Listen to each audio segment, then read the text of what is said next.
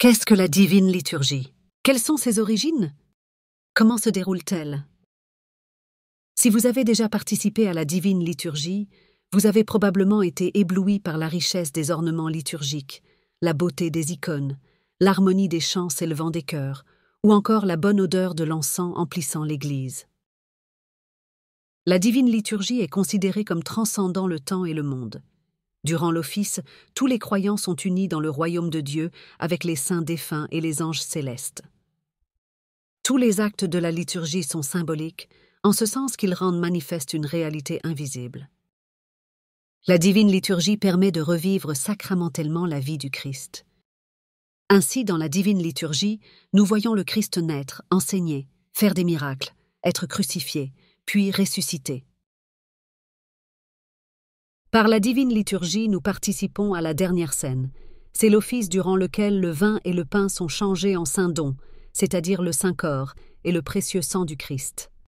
Ainsi, conformément à sa promesse, nous demeurons en Christ en communiant à cette table, et Christ demeure en nous, car il est écrit « Qui mange ma chair et boit mon sang demeure en moi et moi en lui ». La divine liturgie est le sacrement commun de l'être même de l'Église.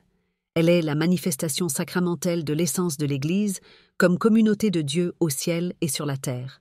C'est l'unique révélation sacramentelle de l'Église comme corps mystique et épouse du Christ.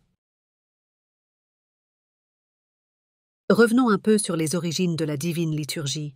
D'où vient-elle? Depuis l'époque des apôtres et jusqu'à nos jours, notre Sainte Église orthodoxe, catholique et apostolique célèbre ce sacrement comme nous l'a enseigné le Seigneur.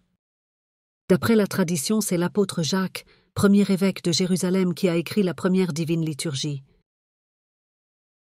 Toutefois, c'est saint Jean Chrysostome, archevêque de Constantinople et docteur de l'Église au IVe siècle, qui a composé le rite liturgique le plus connu et qui est célébré le dimanche dans nos églises presque toute l'année. Le rite composé par saint Basile le Grand, contemporain de saint Jean Chrysostome, archevêque de Césarée de Cappadoce, théologien et docteur de l'Église, n'est célébré que 10 fois par année, pour les paramonies de la Nativité et du baptême du Christ, les dimanches du Grand Carême et pour certaines autres fêtes. Saint Grégoire le théologien, un des 3 grands-pères cappadociens, avec saint Basile le Grand et saint Grégoire de Nice, au IVe siècle, a composé la liturgie des dons présanctifiés, office célébré les jours de semaine du Grand Carême. Comment se déroule la divine liturgie? Quelles en sont les principales étapes? La divine liturgie est structurée en 3 parties.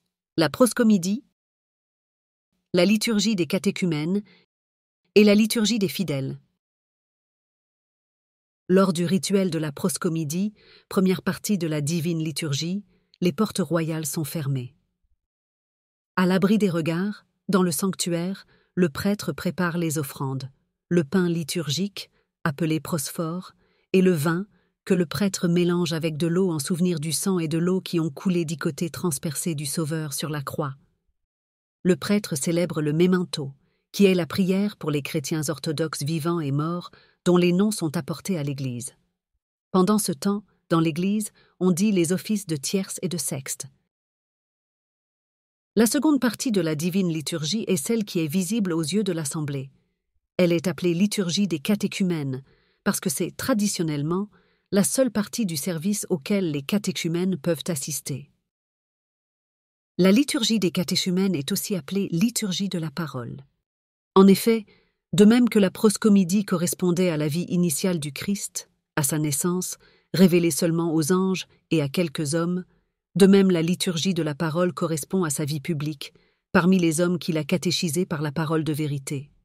Pendant son déroulement, on entend des lectures des épîtres ou des actes des apôtres et de l'Évangile. La troisième partie de la divine liturgie est appelée liturgie des fidèles. Les fidèles, qui représentent le peuple des baptisés, sont appelés par la prière commune à se préparer à l'offrande eucharistique. Autrefois, les portes de l'Église restaient fermées afin de signifier que l'Église n'est plus de ce monde, étant le corps du Christ. Cependant, si elle se sépare du monde, elle le fait pour le monde afin d'apporter le sacrifice du Christ, pour tous et pour tout,